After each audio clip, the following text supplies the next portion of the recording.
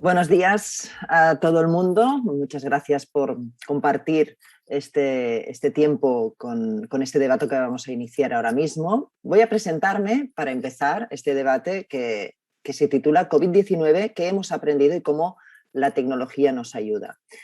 Me presento porque tengo, yo creo que dos facetas para presentar a la gente que nos va a seguir, ¿no? Por un lado, yo soy periodista de radio, de televisión y bueno, en el último año y medio, casi dos, desde que empezó la pandemia, pues me ha tocado justamente en BTV, en la televisión de Barcelona, presentar un programa y dirigir un programa dedicado exclusivamente a entender qué es lo que estaba pasando. Por tanto, me parece adecuado que sigamos hablando de esto, pero para empezar, sí me gustaría que entendieran también que estoy aquí como paciente. Esta es una historia personal que a lo mejor algunos de los que nos están siguiendo, profesionales que van a participar en el debate y que conozco de haber trabajado con ellos en televisión, ¿no? Como expertos, no saben, pero a mí me tocó muy de cerca la COVID, el COVID o la COVID, como digan ustedes, ¿no? Pero la cuestión es que justo al empezar la pandemia, primera semana de marzo, no había ni estado de alarma, no había confinamiento y en mi familia ya tuvimos el primer enfermo de COVID, mi cuñado concretamente, con 60 años. Después de una semana de fiebre le tocó ingresar directo en la UCI de San Pau. Esto para empezar. Al cabo de una semana, mi marido, 52 años, siguió el mismo camino. ¿Vale? Estoy hablando de principios de marzo, o sea, no sabíamos absolutamente nada. Entonces, mi experiencia como paciente en ese momento, como comprenderán, pues fue lo que vivía toda la sociedad en ese momento, ¿no? Desconcierto, falta de comunicación, no entender absolutamente nada. Eso es lo que pasó, ¿no? A lo largo de este último año mi experiencia como paciente y la de evidentemente mi familia ha cambiado un montón. O sea, de desconcierto inicial, la falta de comunicación, los teléfonos donde detrás no había nadie, esperar una llamada de la UCI a cualquier hora del día sin saber qué estaba pasando. Todo esto a lo largo de los meses, gracias a Dios, empezó a mejorar, ¿no? Entonces, mi experiencia como paciente, evidentemente, que pongo aquí, es el haber en primera persona experimentado, ¿no?, cómo el sistema de salud tuvo que correr y adaptarse para poder atender esta, digamos, incomunicación que sufríamos las personas que estábamos en ese momento sufriendo el COVID. Sea por que nos tocaba en familia, o sea, porque yo también en ese momento estaba enferma de COVID y no lo sabía. Tenía anosmia, cosa que hace un año y medio no tenía ni idea de que existía esta palabra, ahora ya lo sabemos todos, y mis hijos estaban con fiebre, pero yo no tenía ni idea de que teníamos COVID en casa y esta sensación como paciente yo nunca la había experimentado, ¿no? Porque a mí el sistema de salud siempre me ha dado mucha seguridad a nivel de comunicación, a nivel de atención, ¿no? Una cosa de estar orgullosos y de estar tranquilos, pero en ese momento pues no pasó. En este año y medio han cambiado mucho las cosas. Yo doy fe de ello, ¿no?, como persona afectada, y además digamos, en mi faceta de periodista también doy fe de ello, porque he tenido la suerte de poder contar con muchísimos expertos, algunos de ellos van a participar ahora en este debate, que han tenido pues, la voluntad, las ganas y el empeño de estar luchando contra COVID y a la vez explicar lo que estaba pasando, que era muy importante, esa tarea divulgativa que hemos llevado a cabo muchos medios, que no habría podido ser de ninguna manera si los expertos, si las personas que sabían lo que estaba pasando no vinieran a explicarlo, ¿no? Quitaran un poco de su tiempo para explicar a la gente lo que estaba pasando. Por tanto, he tenido un año para pensar, he tenido un año para reflexionar y me parece que este último año, si una cosa tenemos clara, es que se ha puesto en valor el conocimiento, se ha puesto en valor la ciencia, se ha puesto en valor muchísimas cosas que creo que de cara a futuro tendrían que permanecer ahí. O sea, que esos valores no sean fugaces, sino que tengan que desarrollarse, ¿no? Y hay muchas preguntas que vamos a hacer en este debate, pero es cierto que hemos cambiado, y esto lo sabemos. Han cambiado los profesionales de la atención sanitaria, los médicos, las enfermeras, ha cambiado el sistema y hemos cambiado los pacientes. Y esto es lo que vamos un poco a debatir ahora. ¿Cómo hemos cambiado? ¿Qué hemos aprendido? Y si realmente nos ha servido de algo, nos está sirviendo de algo, porque no quiero hablar en pasado porque la pandemia sigue ahí, pero ¿qué es lo que estamos aprendiendo? Lo que realmente si nos estamos preparando o no para el futuro, para lo que yo creo que lo que pasó al principio, que he contado, no vuelva a suceder, ¿no? Esa sensación un poco más de tener las cosas bajo control, si es que puede ser con un virus como este o lo que nos pueda venir, ¿no? Esto lo vamos a debatir ahora. Entonces, voy a presentar a las personas que van a participar en esta mesa. Son Rosa Romà, ella es directora de Ciutadania, Innovación y Usuario del Servei Català de Salut. Buenos días. Hola, buenos días. Gracias por estar aquí. También nos va a acompañar Vicent Ribas, es jefe de la línea de investigación en análisis de datos en medicina de la unidad de Digital Health de Eurecat, que también lo tenemos en línea. Buen día, buenos días. Buen día, buenos días. Nos acompaña también uno de estos expertos que decía también han podido explicar lo que ha estado pasando y están explicando todavía lo que está pasando, como es el Ricard Ferrer, que es jefe del Servicio de Medicina Intensiva del Hospital Universitario Vall d'Hebron. Buen día, buenos días. Hola, buen día, buenos días.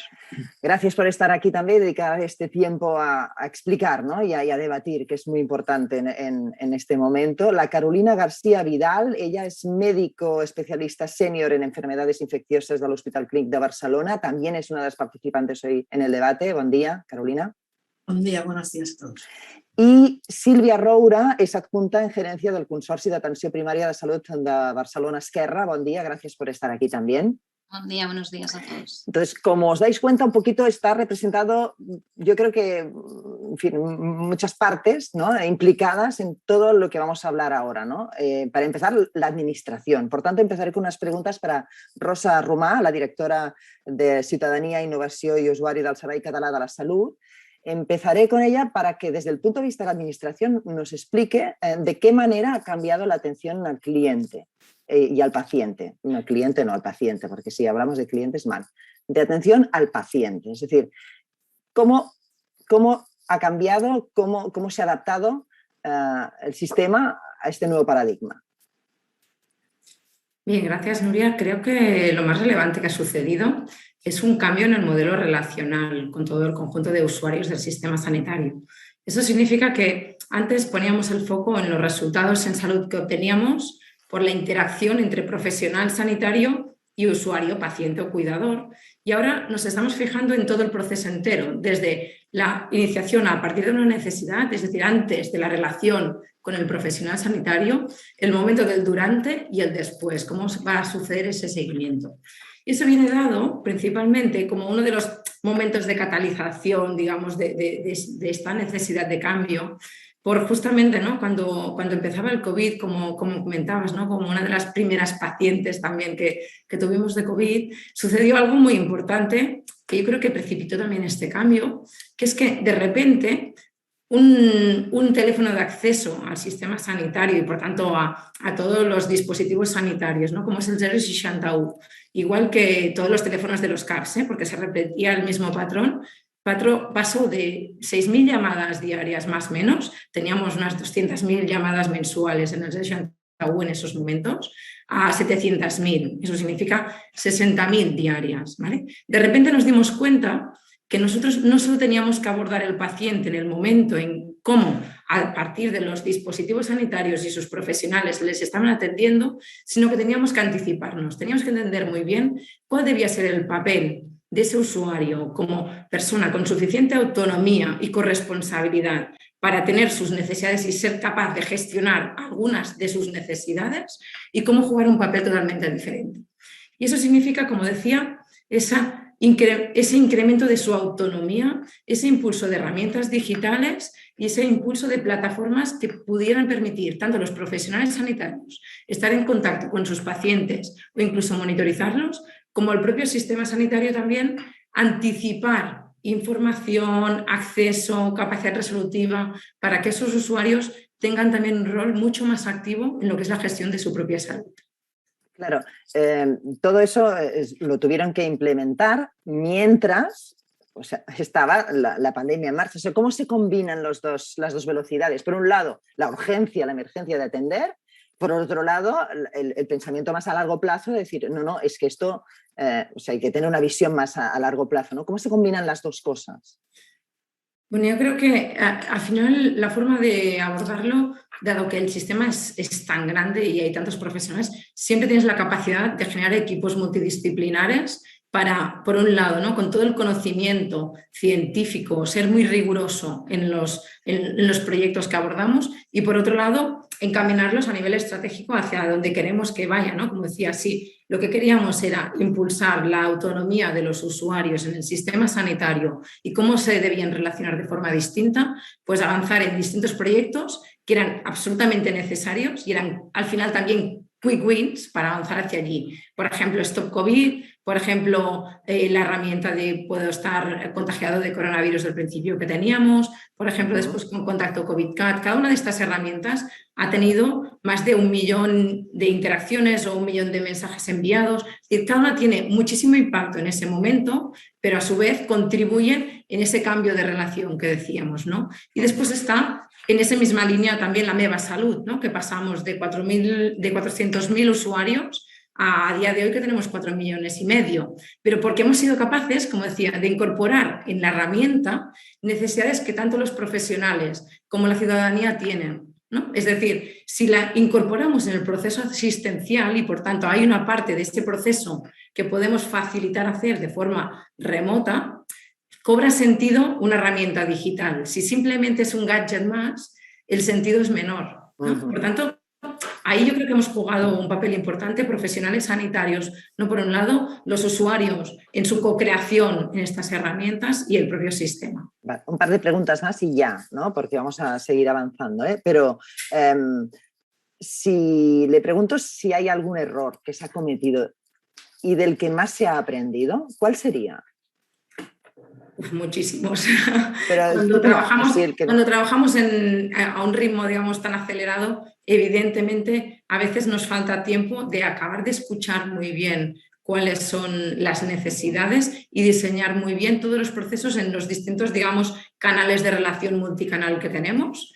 Por tanto, eso significa que cuando lanzamos proyectos digitales, una de las cosas que hemos aprendido que tenemos que darle mucha importancia y a veces no se la hemos dado tanto es cómo gestionar todos los que van a tener alguna incidencia en la herramienta digital y por tanto van a necesitar de una atención personalizada para resolver esa incidencia. Yo creo que eso es importante porque aunque la incidencia sea de un 0,5% o un 1%, todas esas personas necesitan que alguien las ayude a solucionarlo y eso muchas veces no lo tenemos en cuenta cuando hacemos proyectos digitales de esta envergadura, ¿no? De si vamos con el proyecto de vacuna COVID.CAT es una herramienta que ha tenido 46 millones de accesos. De esos, evidentemente, hay un porcentaje, aunque sea pequeño, que tiene incidencias y muchas veces no hemos diseñado suficientemente bien cómo el propio sistema sanitario con la primaria, con el 061 o con equipos de solución de incidencias, tenemos que tener esa capacidad de resolución muy rápida, ¿no? Vale, y la otra es, digamos, ¿se ha aprendido? Hay cosas que ya han quedado para el futuro, es decir, eso no, lo que está pasando ahora no va a quedar así en una situación excepcional para la pandemia, sino hay cosas que van a quedarse. Esto lo hablaremos. Efectivamente, ¿vale? Yo creo que hay muchísimas cosas que van a quedarse y seguro que ese cambio de papel del usuario con el sistema y con los profesionales va a quedarse. De acuerdo, pues avanzamos. Ahora me gustaría ir a saludar al Vicent Rivas de Eurecat, es el jefe de la línea de investigación en análisis de datos en medicina de la unidad de Digital Health. Vicent, ¿qué papel ha tenido la tecnología en todos estos cambios y sobre todo en la gestión de la crisis de la pandemia desde el inicio? ¿Qué papel ha tenido? ¿Cómo lo calificarías? Pues fundamental, ¿no? Ayer estábamos, y además lo estaba tocando ahora Rosa, ¿no?, en su intervención. Hemos pasado de tener unas tecnologías que ayudaban a ser más eficientes al sistema a convertirse en fundamentales. O sea, pensad que, por ejemplo, en Eurecat, y si en esta gestión de la pandemia pasamos a trabajar online 700 personas de un día a otro, ¿no? Entonces, toda la capacidad tecnológica, toda la capacidad para comunicarte, para poder gestionar, para poder hacer acompañamiento, hacer seguimiento, incluso vigilancia epidemiológica, se han convertido en herramientas fundamentales. La sensación es un poco que digamos que lo que ha pasado con la pandemia es que ha acelerado cambios, es decir, esa tecnología ya existía, la teníamos ahí y no despegaba, digamos, y en cambio ha servido un poco de acelerador. Sí, o sea, ha sido realmente un fulminante, ha sido una explosión. Sí que estaba allí, pero es que no nos ha quedado otra que adaptarnos, porque cuando tienes un motor como Eurecat, ¿no? Que con proyectos europeos en 20 países ya estás acostumbrado a trabajar online. Pero de golpe y sopetón te encuentras con que tienes que gestionar tus equipos, tus proyectos de forma online, día sí, día también, y además haciendo todo el seguimiento en remoto y la tecnología IT es que no te puede pasar peor drama en casa que se te caiga la conectividad, ¿no? Claro, ¿cuál es el ámbito que más ha destacado en tecnología? O sea, ¿qué cree que es lo que más ha despuntado? Bueno, muchísimas cosas, ¿no? Yeah. En mi ámbito personal, todo lo que es las herramientas online, las herramientas de acompañamiento, después a nivel de investigación nos hemos encontrado también con un cambio de paradigma, ¿no? Yo venía del mundo de investigación en intensivos y el hecho de dejar de investigar en lo que llevas trabajando para centrarte más en COVID, en todas las secuelas que pueda haber, toda la parte de la vigilancia epidemiológica, ¿no? De ver cómo está evolucionando, de cómo va a ir la cosa, si va a haber ola o no va a haber ola, etcétera, pues se ha vuelto también francamente importante, ¿no? O sea, es... La tecnología como para predecir, digamos, para avanzarse a los hechos, claro, para no volver a reaccionar tarde, ¿no? Digamos, eso ha sido una de las cosas. Claro, hemos aprendido algo en el sentido de valorar la investigación, de valorar, por ejemplo, el trabajo que hacen ustedes, valorarlo sin pensar que es una película de ciencia ficción, digamos que ostras, que nos tenemos que tomar en serio, que hay que estar ahí, que hay que invertir, que es, ¿no? Que hay que... Sí. En fin, que no es un capricho, vamos, que es necesario. O sea, ¿lo hemos aprendido esto? ¿Lo tenemos interiorizado o no? Yo creo que sí. ¿Sí? Estoy bastante convencido. Desde mi punto de vista personal, ¿no? Cuando empezábamos en marzo con toda la pandemia, ¿no? Viendo cómo iba evolucionando la evolución de la China, lo que estaba pasando en Italia, ¿no? Y cuando lo miras con ojos puramente mecánicos y matemáticos, dices, ostras, es que se nos viene la ola encima, ¿no? Y aquí no, parecía como si sí, pero si no, no, pero si sí, esa situación de calma tensa a mí me frustraba muchísimo, ¿no? Yeah. Jolines, ¿cómo no podemos estar haciendo nada ahora mismo, ¿no? Y después, a medida que la pandemia se va desarrollando, se van aplicando las políticas, vamos trabajando más con todas estas herramientas, ves que las soluciones han llegado para quedarse, que hay esta sensibilidad, que ahora hay una voluntad de vigilancia y de seguimiento, que hay una voluntad de poner en marcha herramientas, comités, sistemas, para que al menos no nos vuelva esta sensación de frustración que comentaba al principio, ¿no? No, y la credibilidad que tengan estas herramientas también, porque si no parecía aquello de que viene el lobo que viene, ¿no?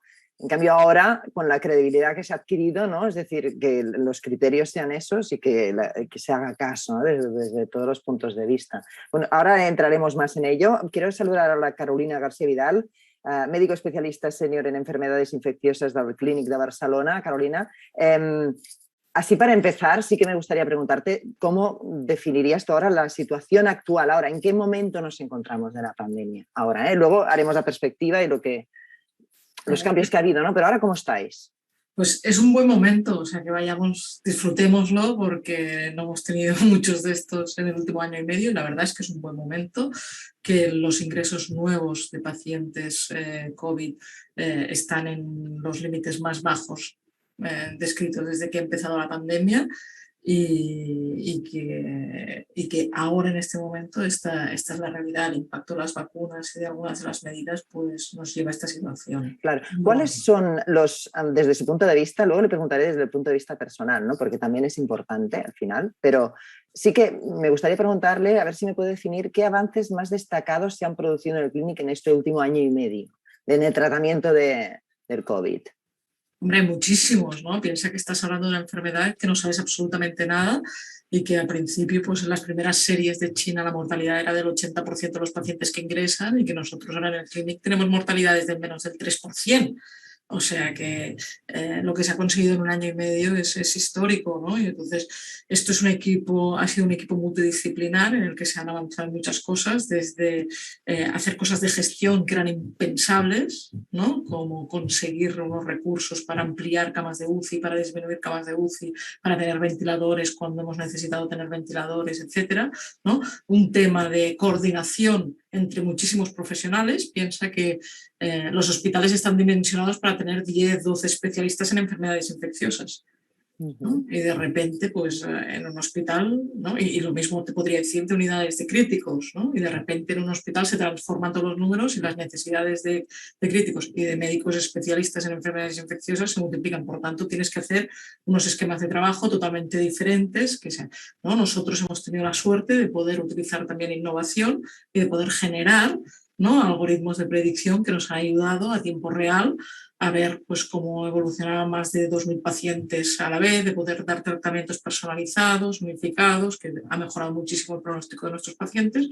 y luego cosas que son tan pequeñas, no tan difíciles de valorar y tan importantes, ¿no? Como todo lo que se ha mejorado en limpieza, en lavado de manos, en aislamientos, ¿no? Entonces, bueno, infinito, en un año y medio, cambios espectaculares. Increíble, ¿no? Y todo esto ya se ha asentado, es decir, esto ya no es una situación excepcional, sino que todos estos cambios y estos avances increíbles que decías en un año y medio ya están instaurados en el clínico, o sea, ya no es una cosa temporal, digamos, ahí están y se utilizarán para todo, digamos. Por supuesto, y claro. el ejemplo más claro es que como es una enfermedad que viene en olas, ¿no? Nosotros hemos podido ir adaptando, ¿no? Y cada vez el funcionamiento de todos los mecanismos, ¿no? Para luchar contra esta pandemia pues funciona mucho mejor, ¿no? Y cada vez pues ese montar y desmontar todo lo necesario para hacer frente a esta enfermedad pues se hace con mayor eficacia, eficiencia y... Bueno. Y mucho orgullo. Bueno, yo he confesado mi parte personal al principio, sí me gustaría, porque hay una parte humana y personal en todos los que estáis ahí dándole, ¿no? En las trincheras desde el principio, ¿no? Si hay algún momento personalmente que recuerdes, que quieras compartir y que también te ha ayudado a aprender un poco. Hombre, momentos muchos, ¿no? Tú pasas de tu vida normal, ¿sabes? A de repente pues, tener una responsabilidad enorme en mucha gente, pero cuando sales de las puertas del hospital, yo siempre explico, ¿no? Yo tenía como 700 mensajes en mi móvil del primo, del hermano, del amigo, ¿no? Mucha gente que estaba sufriendo, ¿no? A nivel personal, pues lo mismo. Y estas 24 horas con gente que está sufriendo muchísimo, ¿no? Yo creo que todos hemos tenido familiares, personas muy cercanas que han estado en UCIs, que han estado en situaciones muy comprometidas. La lucha ha sido muy dura, ¿no? Y vivencias personales que como no hemos tenido nunca en la vida, ¿no? Porque no es lo mismo. Cuando nosotros ingresamos a un paciente grave, muchas veces nosotros lo sabemos, pero la persona, la percepción que tiene de la gravedad es relativa. Aquí, cualquier persona que ingresa en el hospital con COVID y que veía que se ahogaba, que no iba bien, que se iba a una UCI y le decías, te voy a intubar, muchos de ellos decían, es que yo me muero. Y no podían hablar con nadie porque las únicas personas que podían ver eran los médicos y las enfermeras, ¿no? Y eso ha generado infinidad de historias humanas que te dejan mucha huella, ¿no? Yo creo claro, te deja huella y además ya te lo llevas ya para siempre en la mochila y bueno, también seguramente se habrá aprendido cosas de esas experiencias personales. Y ahora saludaré al Ricard Farrell, es el jefe del Servicio de Medicina Intensiva del Hospital Universitario Vall d'Hebron. Buenos días. Han trabajado bastante, por cierto, curiosidad, Ricard, han trabajado bastante conjuntamente los hospitales para compartir toda esta información que nos está dando Carolina. Ahora está pensando, ¿no? Esto es lo que pasaba en el clinic, ¿no? Pero en Vall d'Hebron, que si hablaban, ¿tenían tiempo de eso? ¿Han tenido tiempo de montar alguna coordinación sobre eso? Bueno, con Carolina nos hemos visto mucho porque ha habido infinidad, ¿no? de reuniones científicas donde hemos compartido conocimiento y yo he seguido perfectamente pues todas las innovaciones que ha estado contando Carolina del Hospital Clinic, porque Carolina nos las ha compartido en muchísimas reuniones, o sea que hemos tenido contacto físico pues muy poco, ¿no? Prácticamente no nos hemos visto en persona en los últimos 2 años, pero sí virtualmente hemos participado pues, en congresos COVID que se han organizado y en muchas reuniones y comités, ¿no? que se han organizado a nivel del CatSalut, tanto comités de críticos como comités de tratamiento, de tratamiento farmacológico, etcétera, que han permitido pues, que se trabajara prácticamente con un solo protocolo, ¿no? Y esto creo que ha sido muy positivo. Y más recientemente, en los últimos meses, se ha trabajado en forma de clústeres.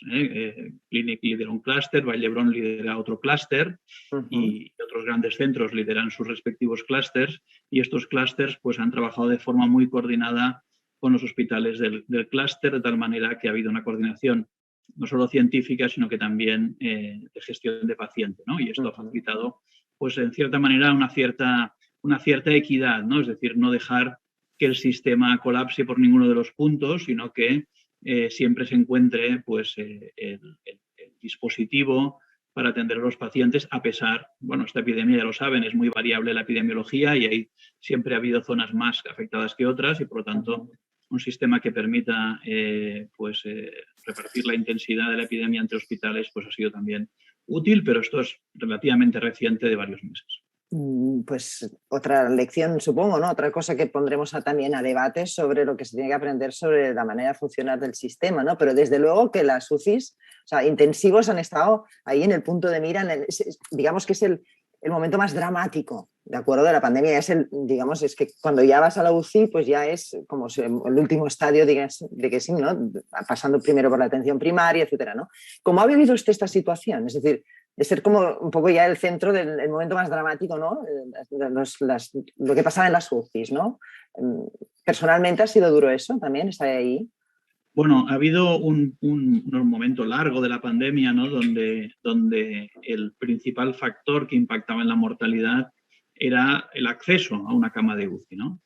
Y la organización de estas camas de UCI, ¿no? Luego, afortunadamente, estamos en una situación que lo que marcará la mortalidad es el tratamiento, como debería haber sido siempre, ¿no? Pero el acceso al recurso y la organización de acceso a ese recurso ha marcado claramente el pronóstico de los pacientes, ¿no? Y entonces siempre el gran peso ha estado en ofrecer siempre un recurso de cama de UCI a todos los pacientes que lo necesitan, ¿no? Y si no podía ser así, porque siempre hemos de reconocer que ha habido momentos que la demanda ha sido tan importante que no había recurso para todos, pues que al menos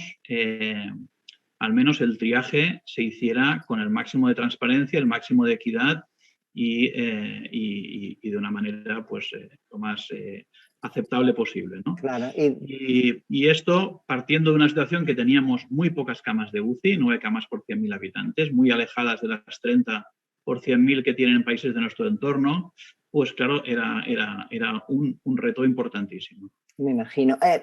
Y el trato, digamos, la manera de tratar a los pacientes de COVID, cuando empezó en la UCI, ahora también ha experimentado muchos cambios. ¿Cuáles?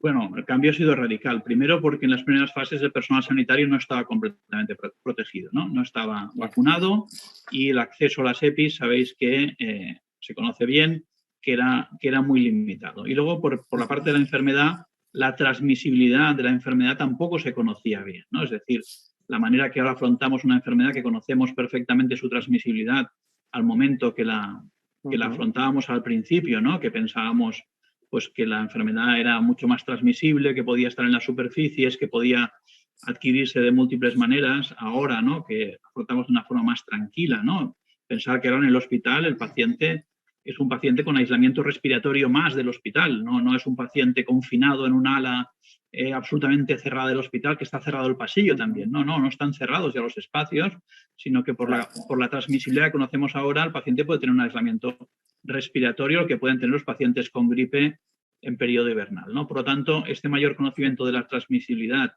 y esa mayor protección del personal sanitario, pues, y eso también ha sido un cambio muy progresivo, ha cambiado absolutamente la manera en que se aíslan a los pacientes, ¿no? Pensar, por ejemplo, que en Estados Unidos se habían diseñado robots en las UCIs para no tener que entrar en el box, ¿no? Es decir, para poder manejar al paciente sin tener ningún contacto físico con él, más que la visita estrictamente, ¿no?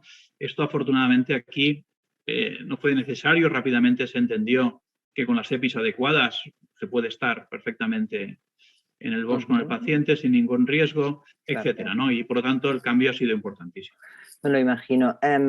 No sé si podría definir de alguna manera así para acabar en la primera ronda de intervención, el estado de ánimo de los profesionales que trabajan con usted, ¿no? ¿Cuál es ahora, un año y medio después? Y también si hemos aprendido algo sobre cómo tenemos que cuidar a nuestros profesionales, ¿no? Para que ellos estén bien, para que todo vaya bien.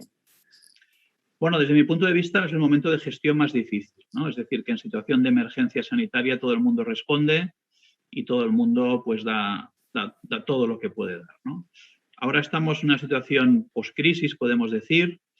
Afortunadamente se han podido hacer vacaciones, por lo tanto el descanso físico está aquí, pero quedan muchas incertidumbres, ¿no? Queda mucha incertidumbre sobre qué pasará en invierno y esta incertidumbre el personal sanitario tiene mucho interés cómo se va a gestionar el próximo invierno.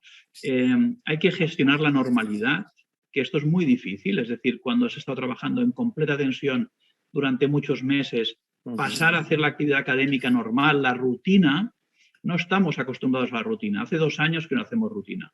Hace 2 años que estamos en situación de emergencia continuada, ¿no? Y aprender a volver a gestionar la rutina, las sesiones clínicas habituales de cada servicio, la rutina de cada día, recuperar las responsabilidades normales, porque todo el mundo hemos tenido una responsabilidad más alta durante muchos meses y ahora hemos de volver a la responsabilidad normal, ¿no? Es decir, pues yo tengo que volver a ser jefe de servicio de Vallebrón, pero ya mi responsabilidad no trasciende a todos los críticos del hospital y ya no tengo ni la necesidad ni ahora tengo el empoderamiento para hacerlo, ¿no? Es decir, todos, hasta el adjunto pues más convencional, tiene que volver a una situación de normalidad y gestionar esa normalidad no es fácil. Para mí, desde el punto de vista de la gestión de recursos humanos, es el momento más difícil de la pandemia.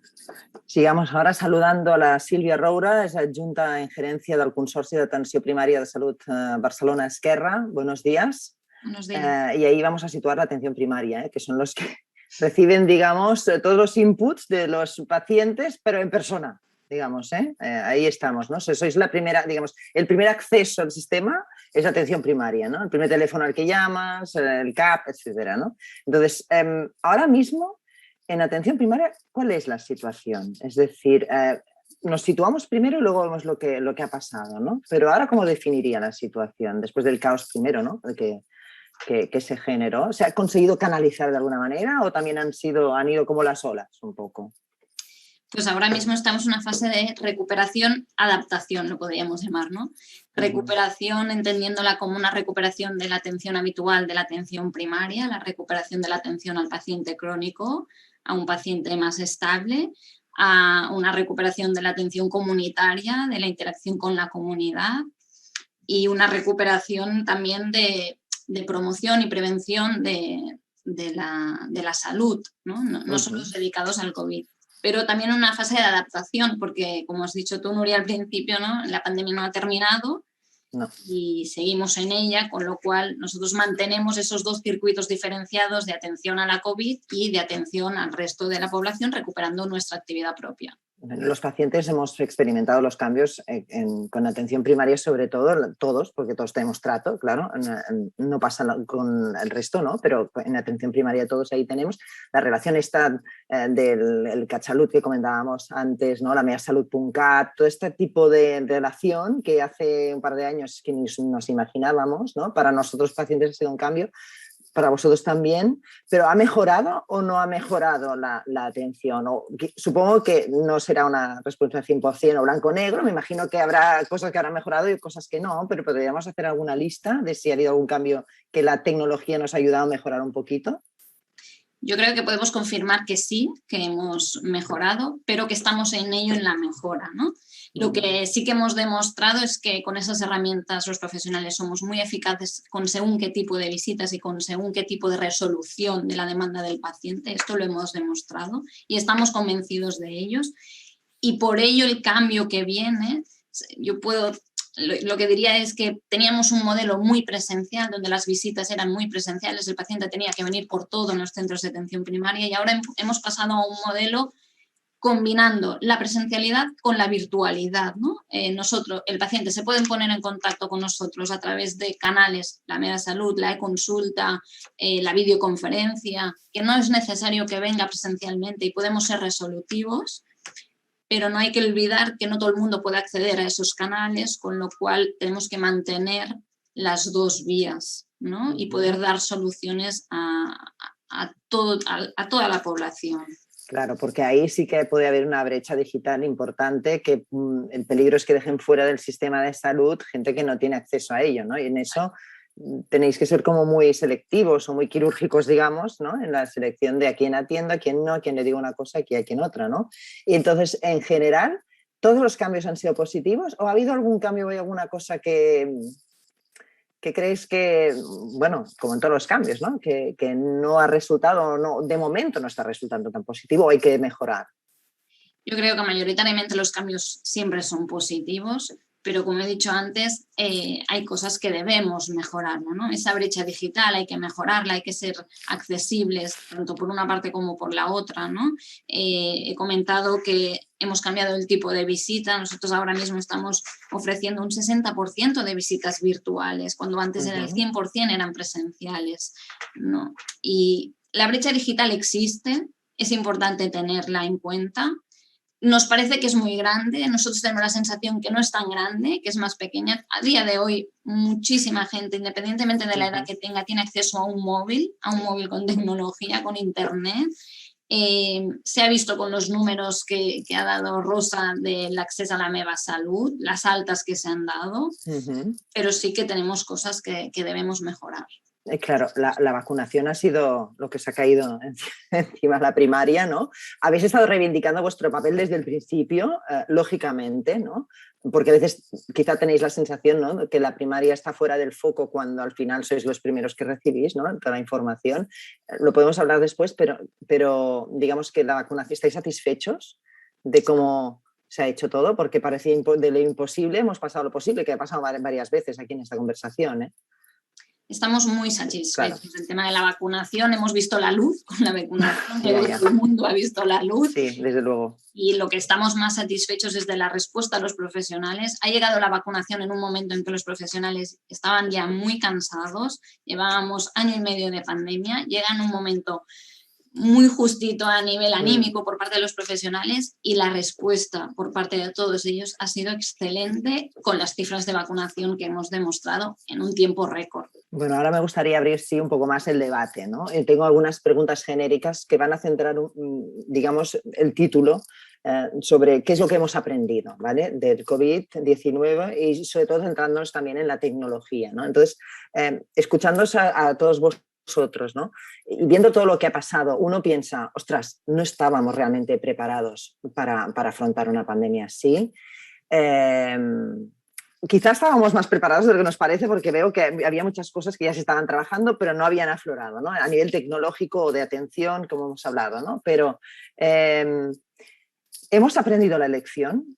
Es decir, como profesionales, ¿tenéis todos la sensación, no sé quién va a empezar a hablar, de que realmente nos llevamos algo en positivo, digamos? Si viene otra, que mucha gente dice que vendrá, ya me diréis vosotros, ¿estaremos mejor preparados o se nos va a olvidar todo esto y va a quedar en un cajón y ya está? Esto pasó y luego tenemos que recuperar. ¿Qué pensáis? ¿Están preparados? ¿Estamos preparados realmente ahora ya mejor? ¿Hemos aprendido? Hombre, hay soluciones. Ricardo. Si os parece, empiezo yo. Sí, no, hay soluciones que lógicamente requieren su proceso, ¿no? Pero probablemente una de las cosas, ya que estamos en un ámbito tecnológico, es que no estábamos preparados tecnológicamente y no tenemos suficiente independencia tecnológica. Es decir, que cuando hay que comprar equipamiento siempre hay que ir fuera, cuando hay que comprar material sanitario siempre hay que ir fuera. Y yo creo que los esfuerzos ahora deberían ir dirigidos, ¿no?, a esta independencia tecnológica. Considerar probablemente que el material sanitario es estratégico, que hay que tener una reserva, pero hay que tener capacidad de producción y capacidad local de producción del material sanitario. Y luego también yo creo que hay que hacer un esfuerzo en que este material sanitario sea mucho más conectable, interoperable, con unos estándares que permitan, pues, que sea mucho más plug and play, por así decirlo, ¿no? Y no estemos tan marcados por estándares de fabricantes, ¿no? Yo creo que si aprendemos esto y somos capaces no es algo para resolver en pocos meses, ¿no? Sino que es quizá una reflexión de ámbito europeo, ¿no? De tener esta capacidad tecnológica propia, la consideramos estratégica, yo creo que ya sería una parte importante de una lección de la pandemia. Esto estaría bien apuntarlo. Me he olvidado de decir una cosa. Los que nos están siguiendo pueden hacer sus preguntas. Hay un player abajo y yo las haré llegar, ¿no? Ahora mismo sí tengo una aquí para hacer. No sé si alguien quería comentar algo sobre lo que ha comentado Ricard ahora, pero yo tengo una pregunta que nos envía Ramón Siurana, que dice lo siguiente. Dice, esta pandemia ha demostrado nuestra resistencia al cambio. Las herramientas existían, dice, y telemedicina profesionalizada también estaba presente desde hace 20 años. La necesidad ha impulsado el cambio. Tenemos el riesgo de pensar que hablar por teléfono con un paciente ya es hacer telemedicina. Sigamos sin adoptarla de forma profesionalizada y volvamos al sistema de siempre. Es decir, es lo que os decía, ¿no? Es decir, esto que estamos diciendo hoy, ¿no? Todo lo que nos ha pasado, lo que hemos aprendido. ¿Hay riesgos realmente de que haya una resistencia al cambio o creéis que no?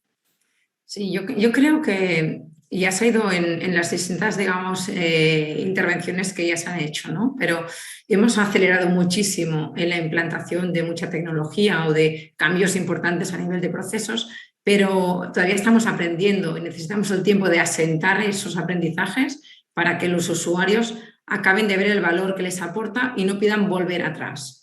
¿A qué me refiero? Cuando empezamos la pandemia llevábamos, o incluso al cabo de unos meses, llevábamos tan solo 282.000 consultas, ¿no? Que es una de las herramientas que ahora mismo está siendo muy importante de relación entre paciente y profesional sanitario de primaria. Ahora estamos a casi 2 millones, ¿vale? Todo este cambio que se ha producido, igual que toda la atención telefónica o igual que todos estos otros cambios que, como Ricard comentaba, ¿no? Que requieren de una interoperabilidad que no habíamos previsto, una formación porque no son tan plug and play como nos gustaría, etcétera, hacen que los profesionales han hecho un esfuerzo brutal, al igual que los pacientes, de adoptar esos cambios, pero a su vez todavía no hemos conseguido empezar a trabajar de una forma mucho más estable, organizada, que permita que cada una de las necesidades y de los tipos de pacientes podamos llevarlos al canal más adecuado, ¿no? Tenemos una presencialidad que tenemos que recuperar para pacientes con brecha digital y para pacientes que, siendo muy digitales, para ese tipo de atención requieren de exploración o requieren de una atención muy concreta porque les estamos dando una información muy importante que tienen que estar presentes. Hay otros canales que nos facilitan la relación de una forma mucho más virtual, pero que todavía tenemos que ajustar en cómo hacemos todos los procesos, después desde el punto de vista de interoperabilidad, facilitar también esa explotación de datos, y todo eso requiere de un tiempo que ahora es necesario, ¿no? Que también le demos una cierta aceleración para que no nos lleve a ir atrás, ¿no? Por el hecho de que, como todavía no le estamos sacando el rendimiento suficiente, nos lleve a volver a lo de antes. Claro, eso yo creo que ni los profesionales ni los usuarios. Bueno, aquí hay un riesgo, ¿no? Hay un peligro, puede pasar, ¿no? Por otro lado, Ricard, lo que comentaba era como una reivindicación también, entendido, ¿eh? No sé, Carolina, no sé si vosotros también tenéis esa sensación, ¿no? Es decir, hemos notado, por ejemplo, él hablaba de que no eran independientes ahora a nivel tecnológico, ¿no? Sí, entonces, eso totalmente. Claro, él lo que viene a decir, intento entender, es que, Ricardo, es que es una lección que hemos aprendido y, por tanto, o sea, hay que cambiar eso, ¿no? O sea, hay cambios. Creo que eso en plan es una necesidad estratégica como país, ¿eh? Es decir, como decía, la primera ola se sufrió muchísimo por la escasez de materiales, tanto de equipamiento como de mascarillas y todos los demás suministros, ¿no? Y eso yo creo que sí que es un aprendizaje que deberíamos tener muy en cuenta. ¿Qué otras cuestiones hay que tener en cuenta de cara al futuro? Por ejemplo, ¿no? Desde el Clínic, en el Clínic, y luego me gustaría también hablar con Eurecat y con atención primaria, ¿no? Pero en el Clínic, ya que ha hablado Ricard, digamos, de cara al futuro, ¿qué es lo que realmente vais a reivindicar o tener en cuenta de las lecciones que hemos aprendido, que habéis aprendido, que habéis aplicado? Yo creo, Nuria, que tú antes has comentado una cosa que es básica, que es muy importante, ¿no? Yo creo que de la pandemia, uno de aprendizaje máximo que tiene todo el mundo es que el único camino para salir es la ciencia, ¿no? Entonces, conseguir que no se olvide este dogma yo creo que es uno de los retos más importantes, ¿no? La ciencia en España hoy en día se asocia a unas dificultades tremendas, ¿no? Contratos precarios, poco reconocimiento, dificultad, ¿no?, para poder acceder a todas estas grandes plataformas, poca colaboración con otras entidades tecnológicas que, como se ha demostrado, pues es absolutamente necesario, ¿no? Y para ello pues, se necesita un cambio a muchos niveles, ¿no? Y también de conciencia de la población de la importancia que la ciencia, de los recursos invertidos desde la administración para la ciencia, ¿no? Porque tú has hecho otra pregunta que yo sí que te respondo como especialista en enfermedades infecciosas, que es si va a venir otra pandemia. Que nadie dude que va a venir otra pandemia. De hecho, esta es la segunda de este siglo, ¿no? Tuvimos una pandemia de H1N1, que fue la primera de este siglo, tenemos esta. La intensidad, obviamente, de esta pues ha sido muy importante, pero vamos a tener más pandemias de virus respiratorio porque convivimos, la humanidad convive con ellas desde el inicio de su historia, ¿no? Y entonces tenemos que estar preparados para ello porque esto no pasa una vez, no pasará y ya no volverá a pasar más, ¿no? Claro, claro. No, desde luego. No, y que lo de poner la ciencia que no quede en palabras. Es decir, que es muy bonito hacerle caso a la ciencia y haceros caso a todos cuando estamos en pandemia, ¿no? Y hablo ya desde los medios de comunicación y otra cosa es cuando ya pasa, ¿no? Pensar que la gente ya no tiene interés, ¿no? Al final también es una función, yo creo, de los medios y de los periodistas también situarlo en el debate, ¿no? De hecho, la ciencia ha salvado vidas. Yo muchas veces me he preguntado, por ejemplo, ¿no?, y si me permitís la alusión personal, ¿no?, de si mi marido ahora, o sea, si se hubieran sabido todas las cosas que se sabían a principio de marzo, que se saben ahora a principio de marzo, yo no sé si mi marido hubiera entrado en la UCI o no. No lo tengo claro. A lo mejor se lo hubieran podido frenar porque durante una semana le dieron de todo, pero de todo. O sea, yo tengo la lista ahí y yo... bueno, disparaban a cañonazos, como es lógico, porque no se sabía, ¿no? Es decir, que hay que ser consciente de eso. O sea, digamos, es comprobable, no son palabras lo que estamos diciendo, ¿no? Es real, es así. Entonces, a nivel tecnológico, por ejemplo, ¿no? Otra, ¿no?, que antes lo he insinuado un poquito, ¿no? A nivel tecnológico, desde Eurecat creen que realmente llegará más inversión, nos lo tomaremos en serio, estaremos más preparados para una nueva crisis desde el punto de vista tecnológico. Ahora lo explicaba Carolina y antes Ricard y Rosa, ¿no? O sea, para linkarlo un poco todo. Para tener independencia tecnológica, para poder poner en marcha los procesos asistenciales necesarios para cada paciente y poder dar soporte a nivel científico a todos estos procesos, porque es lo que se nos ha exigido un poco durante esta pandemia a los científicos, para poder hacer buena ciencia hace falta también tener buenos datos y buenos procesos asistenciales. Y yo creo que esta pandemia ha puesto de manifiesto las ineficiencias que teníamos en este aspecto, no solo a nivel de financiación, no solo a nivel de recursos, sino también pues, poder acceder a buenos datos. Os pongo un ejemplo. Para hacer el seguimiento de la pandemia hemos estado trabajando con los datos abiertos de la Generalitat y ha hecho un gran esfuerzo en ello, ¿verdad? Pero aún así son datos que necesitamos que estén mejor, que sean más granulares y por otra parte también necesitábamos los datos de movilidad y esto aquí es donde se ha dado el drama porque juntar datos de diferentes administraciones, estábamos tirando de los datos del Ministerio de Transportes, ¿no? Fue realmente difícil poder hacer esta integración de datos para poder llegar a buenos modelos. Y luego ya, si lo que quieres es afinar un modelo predictivo de forma clara, ya tienes que ir pues pasar por memoria de ensayo clínico, pasar por el programa PADRIS, que está muy bien y hay que proteger al paciente, pero cuando son datos agregados pandémicos creo que hay que poder regular y relajar un poco todo el proceso para poder pues, agilizar al máximo todo lo que es el desarrollo científico, ¿no?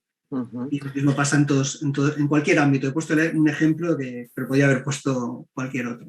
Claro, nos quedan unos minutos, si no me equivoco, me quedan 10 minutos para acabar el debate. Tengo otro comentario y creo que va un poco así también a provocar, ¿no?, un debate que yo creo que le toca bastante de cerca a la atención primaria, ¿no? Y es que dice, me gustaría saber, la pregunta es o el comentario es de Marineus Puig. García, y dice si desde los hospitales habéis tenido en cuenta que los CAPs hacían seguimiento de COVID para valorar si havien de derivarlos o no derivarlos en el hospital, lo cual doncs, hizo que llegaran menos casos a los hospitales también gracias a esta actuación, ¿no? Dice que hacían radiografías en los QAPs con 150 o más llamadas diarias, que hacían las enfermerías, reivindicando el papel de la enfermería, ¿no? Es un comentario que se hace a raíz de lo que se está escuchando, ¿no? Pero ya que estamos en el debate, desde atención primaria, primero comentar, ¿no? Eso ya lo hemos hecho, yo creo, ¿no? De decir el papel que ha tenido y desde el punto de vista del futuro y del debate, ¿no? Si realmente estamos mejor o no estamos mejor preparados, ¿no? Realmente es una opinión que le pido a la Silvia, ¿no?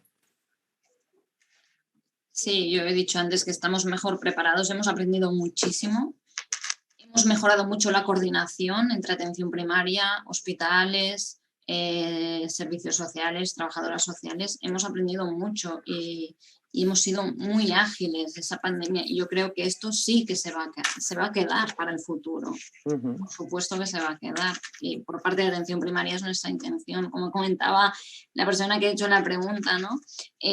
Casi que la atención primaria anunciaba las olas a los hospitales, ¿no? 15 días antes de que las UCIs incrementaran las camas, nosotros ya estábamos gritando, ¿no? De ojo que la curva sube, ojo que la curva sube, ¿no?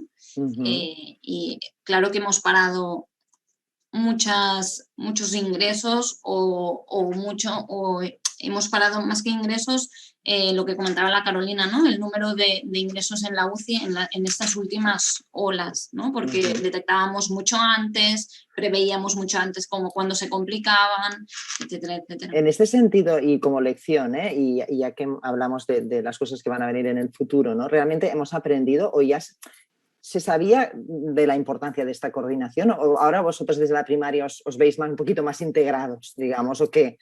¿Me entiendes o no? O sea, siempre teniendo la sensación esa de que los hospitales se llevaban todo el protagonismo, digamos, de la lucha contra el COVID, ¿no? Y ahora, no sé, tengo la sensación que el sistema a lo mejor se ha unificado un poquito más, se tiene más conciencia de todos los estadios. Yo personalmente, y te hablo ahora personalmente, yo creo que la coordinación siempre ha existido, esto no nos ha venido de nuevo, siempre ha habido una coordinación con el hospital. Lo que sí que esa pandemia nos ha mejorado es la agilidad de esa coordinación, la rapidez, pero siempre hemos estado coordinados. ¿Sí? ¿Alguna lección más que queráis destacar? Nos quedan 7 minutos. De cara al futuro, ¿algún reto, alguna cuestión que tengáis que poner encima de la mesa antes de cerrar un poco el debate, ¿no? Sensación de que haya quedado alguna cosa por decir, ¿no? También desde el punto de vista del paciente, que es un poco la sensación que nos llevamos todos, ¿no? De este debate, un poco somos todos, bueno, sois vosotros los que atendéis, pero también sois personas, os han pasado cosas y a nosotros también. Entonces, desde el punto de vista del paciente, ¿no? ¿Alguna cosa más a apuntar que tengamos que tener en cuenta en el futuro? Bueno, yo creo que hay un aspecto que es un aspecto de gobernanzas. No voy a hablar de paciente porque ese tema me ha quedado en el tintero y quería sacarlo, ¿no? Hay un tema de gobernanza, ¿no? De realmente en una futura pandemia cómo vamos a manejar a nivel europeo, a nivel estatal y a nivel de las comunidades, cómo se va a manejar, quién va a hacer qué y quién va a decidir cómo y cómo nos vamos a organizar, ¿no? Porque yo creo que yo creo que lo que ha pasado no puede volver a repetirse. Los sanitarios no queremos volver a pasar por esto y creo que tenemos que necesitamos herramientas de gobernanza más claras. Ahora mismo están en los tribunales discutiendo las medidas que se tomaron hace unos meses, ¿no? Y probablemente muchas pues, han sido ilegales. Esto no puede suceder, no puede volver a suceder. Tiene que haber un marco legal adecuado y una gobernanza adecuada. ¿Quién hace qué? ¿Quién dicta las normas? ¿Quién compra equipamiento? ¿Quién gestiona los recursos?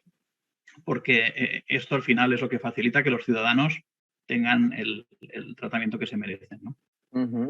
Ahí va directo a la Rosa, yo creo, que también tiene que decir, ¿no? Si realmente esto es una lección, ¿no? Sí, vamos a tener que poner una gobernanza, o sea, quien tome las decisiones, que las tome y que sean rápidas y que no se pongan en cuestión y que al final ellos, los profesionales, están en medio de eso, ¿no? Exacto, nos sigue sucediendo todavía ahora con la vacunación. Vimos todo el espectáculo de la vacunación AstraZeneca, Janssen, Pfizer, etcétera, que sufrieron tanto los profesionales como los ciudadanos, ¿no? Y es el último de los ejemplos, digamos, que tenemos, pero como dice Ricard, esta gobernanza europea, ¿no? Y cómo con la movilidad actual que tenemos mundial, una pandemia, ¿no? Requiere de una organización y una gobernanza muy clara a nivel, digamos, de todas las estructuras, desde lo más local hasta lo más global. Yo creo que eso es un reto importante. Y después, por otro lado, yo también quería añadir otro tema que para mí creo que es fundamental. En este proceso, además, que hemos vivido durante la pandemia, la situación de emergencia nos ha facilitado una gran aceleración digital, pero no hemos resuelto algunos de los problemas que teníamos y que volveremos a tener, que es el marco normativo y legal, ¿vale? Todo lo que supone trabajar con datos está a día de hoy muy marcado desde una forma legal, sobre todo desde una visión muy proteccionista del usuario y también muy pensado para los mundos, digamos, más privados, de gran consumo y explotación de datos que pueden hacer marcas y compañías privadas, ¿no? Pero eso acaba siendo un montón de limitaciones a la hora de abordar cualquier proyecto tecnológico de interoperabilidad, de trabajo de sistemas, de identificación y cribaje según perfiles poblacionales para hacer unas determinadas actuaciones en un perfil concreto de ciudadano o de usuario, de paciente, digámosle como le digamos.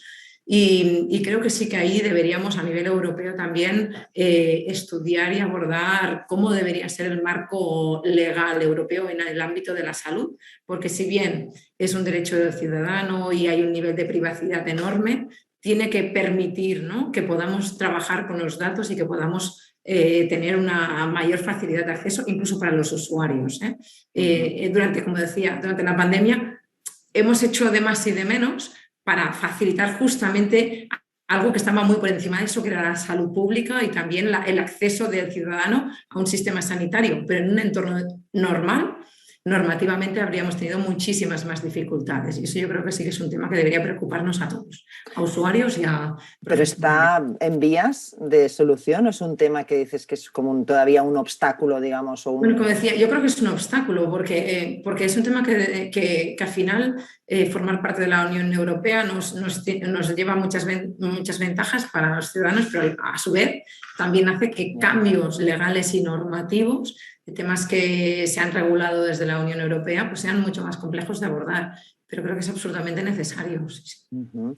Pues a ver si avanzan al tiempo que necesitas. Sí, nos quedan 3 minutos, adelante. Seré muy rápido.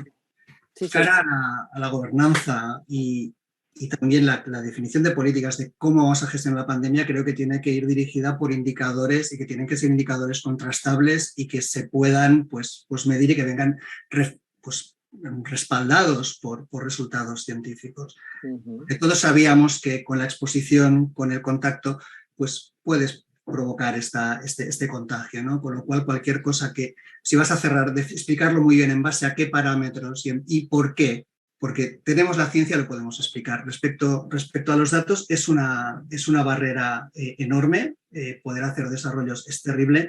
A veces nos ponemos incluso la tirita antes que el corte, porque también a nivel europeo hay herramientas de principios bioéticos que también ayudan dentro del marco de la GDPR, que permiten hacer opt-in y opt-out y empoderar a los pacientes para acceder a estos datos y saber qué se hace con ellos. Es una cuestión de transparencia.